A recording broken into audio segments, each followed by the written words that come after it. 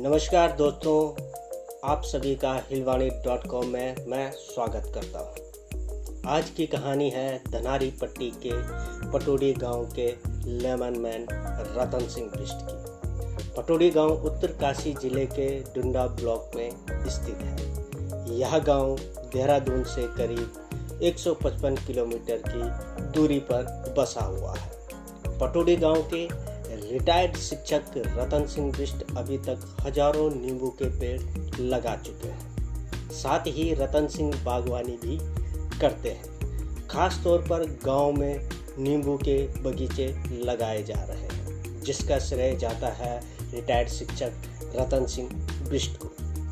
साथ ही गांव में अखरोट सहित अन्य कई फलों के पेड़ों को भी लगाया जा रहा है। रतन सिंह बिष्ट ने गांव सहित अगल बगल के क्षेत्रों के लोगों को भी नींबू के बगीचे लगाने के लिए प्रेरित किया। आइए जानते हैं लेमन मैन रतन सिंह बिष्ट की प्रेरणादायक कहानी। मेरा नाम रतन सिंह बिष्ट, पूर्व प्रवक्ता हूँ और वर्तमान में एक कृषक परिवार से जुड़ा हुआ हूँ और इस समय अवकाश प्राप्त पे हूँ। और अब मैं अपनी पुनः जो हमारी पैतृक खेती बाड़ी किसानी है उस पर काम कर रहा हूँ।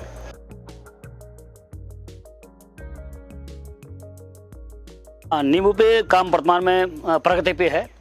उस समय मैंने ये लगभग 1000 की बात की होगी, 1000। इस समय मैं 2000 पे पहुँच गया हूँ और मैंने अपने परिवेश को ही साथ लेके चल रहा हूँ। और प्रत्येक परिवार को अपनी ग्राम सभा के बोल रखा है कि आप नींबू माने फलदार पेड़ जो है अधिक से अधिक लगाएं। नींबू हो, माल्टा हो, संतरा हो, साथ में हमारे यहाँ अखरोट भी होता है, वो भी उसके लिए प्रेरणा दिया। आड़ू, खुमानी, प्लम, सेब, हर प्रकार का हमारे यहाँ जो फल होते हैं क्लाइमेट के अनुसार उसकी प्रेरणा दिया। और वर्तमान समय में जो हरेला कार्यक्रम है उसमें भी बढ़ चढ़ कर लोगों ने काम किया है और अधिक से अधिक पेड़ यहाँ पे लगे हैं। और मैंने तो 1000 पार कर दिया यहाँ पे। और टोटल जो जीवन में मैंने लगाया वो 10,000 से ऊपर में डाटा है, जिसका मेरे पास उसका सबूत भी है।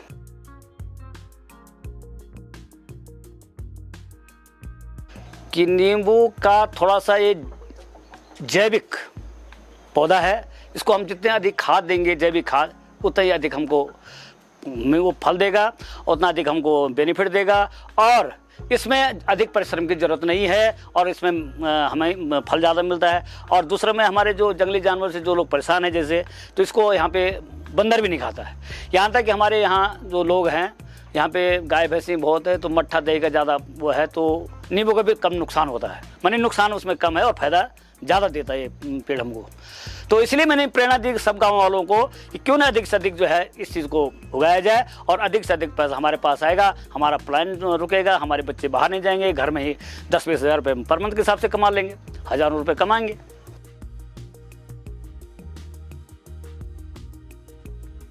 अब तो टेक्नोलॉजी बदल गई साहब, क्योंकि अब नए नए टेक्नोलॉजी हो रही, तो हम लोगों को प्रेरणा दे रही, क्योंकि गाँव में प्रेरणा का स्रोत कम है मतलब वर्तमान में, क्योंकि लोग इतने जागरूक भी नहीं हैं और नहीं सरकार की तरफ इन दूर दराज क्षेत्रों में अभी इतना प्रयास किया जा रहा है कि आम कृषक को इसका जो है वो सिखाया जाए धरातल में, जिससे वो इसके बारे में जानकारी ले। तो जितना हम लोग आते हैं, हम इधर जाते रहते हैं, तो आज देखो आपको ऐसे हाइब्रिड तैयार हो रहे हैं जो कि 1.5 साल में फल दे रहे हैं अखरोट के। और जो हमारे बीजू पेड़ हैं वो 20 साल में देता है। 15 और 20 साल के बाद अगर उसकी अच्छी मेहनत की जाए तो 15 साल से पहले वो फल नहीं देता है।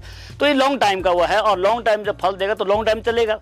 तो ये पीढ़ी दर पीढ़ी तक। लेकिन वर्तमान का जो समय है उसके लिए टेक्नोलॉजी वाला जो है, जो आजकल मिशन योजना के तहत जो चल रहा है, हमारे उद्यान क्या कहते हैं उनको, जो हमारे जो वैज्ञानिक है, तकनीकी वैज्ञानिक, कृषि वैज्ञानिक, उद्यानिक वैज्ञानिक, उनके जो बनाए गए जो आजकल जो पेड़ हैं उनको अगर गांव में दिया जाए तो उनसे भी हम लोगों को लाभ मिल सकता है और इसके लिए प्रेरणा होनी चाहिए।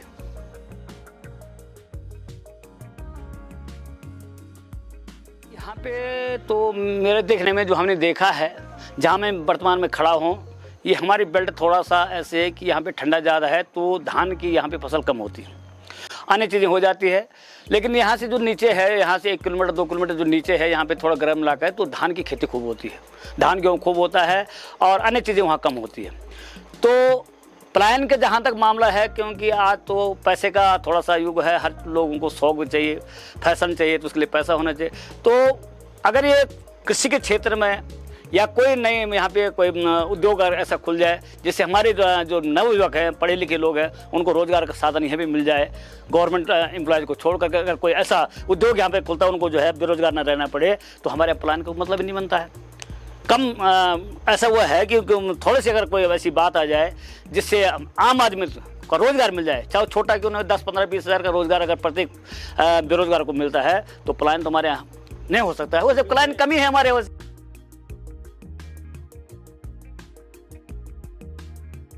यहाँ पे जमीन तो लोगों की अपने पास है, उससे कोई आदान प्रदान होगा तो आपसी में है, अदला बदली वाली बात है। लेकिन बिकाऊ के नाम पे यहाँ पे कम हुआ है, क्योंकि किसी ने अपनी ज़मीन को नहीं बेचा अभी तक, पुश्तैनी है, यथावत है। भारत सरकार की जो रोडें हैं उसी में कटा होगा, या कोई सरकारी इमारत बनी होगी उसी में सरकार ने काटा होगा। बाकी हमारी जो ज़मीन है पुश्तैनी यथावत है।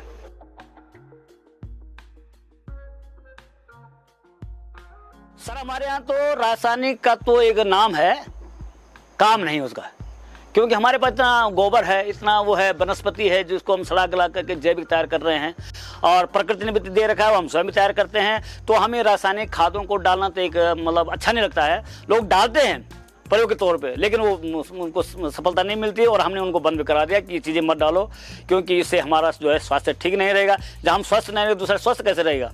तो ये हमारे यहाँ पे ये चीज़ें नहीं है, हम जैविक को ही अपनाते हैं। और इस समय हमारा जो डुंडा ब्लॉक है ये पूरा जैविक ही है। इस समय यहाँ पे कोई रासायनिक उसका है नहीं, कोई विषाक्त दवाई वगैरह भी नहीं मिलती है, और पूरा ये ब्लॉक जो है जैविक है।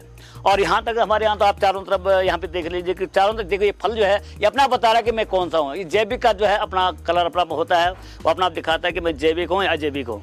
तो यहाँ पे सारा जैविक का ही विशेष हुआ है, 99% हम जैविक का ही प्रयोग करते हैं। मैं तो कभी मैंने रसायन वो देखा नहीं कभी। हाँ, चावल यहाँ पे बहुत अच्छा चावल होता है जो कि आपकी बासमती को मात देता है। और हमारे यहाँ जो चावल होता है इस ऊपर वाले क्षेत्र में, तो यहाँ पे पहले लाल चावल होता है, जो आज रवाई घाटी जो फेमस है, वो पहले हमारे यहाँ में होता था, लेकिन धीरे धीरे वो कम मात्रा में होता था, लोगों ने प्रयोग करना शुरू कर दिया। आज वो धान लाओ, कल वो धान लाओ, तो आज वो पलायन करके हमारे यहाँ से वो लाल चावल जो है वर्तमान में है नहीं। और हम चाहते हैं कि पुनः उसको लाया जाए और यहाँ पे लाल चावल का उत्पादन पुनः दोबारा किया जाए।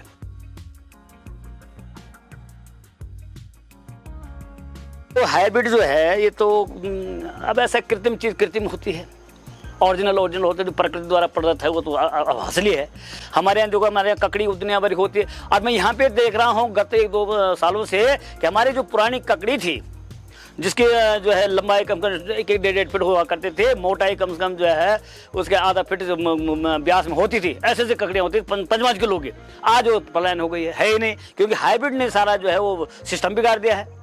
हाइब्रिड बीज जो है वर्तमान में एक फसल में तो हो जाता है, वो दूसरी बार वो सारा बिगड़ जाता है। अब उसके लिए जो इतना पैसा कौन लाएगा।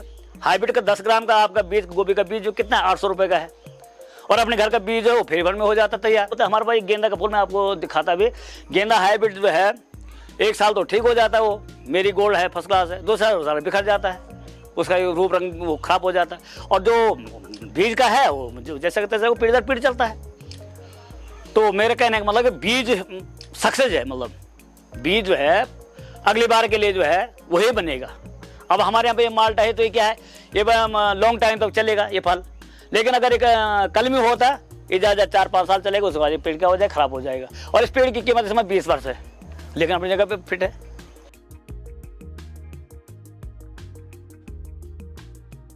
होम स्टे की जहाँ तक मैं बात करूँ, अभी मैंने एक मॉडल तैयार किया है यहाँ पे। अगर ये मॉडल सक्सेस हो जाएगा तो धीरे धीरे इसमें जो है विकास होगा। मैं गाँव को प्रेरित करूँगा, बेरोजगारों को प्रेरित करूँगा कि छोटे छोटे होम स्टे के टाइप के बना करके हमारे जो पर्यटक हैं उनको कोई परेशानी न हो, रहने की, खाने की, वो अपना स्वयं बनाएं, या हम होम स्टे के अनुसार जो है कोई खिला दे उनको खाना पीना। तो एक भविष्य में बहुत बड़ा अच्छा पर्यटक स्थल ये बन सकता है।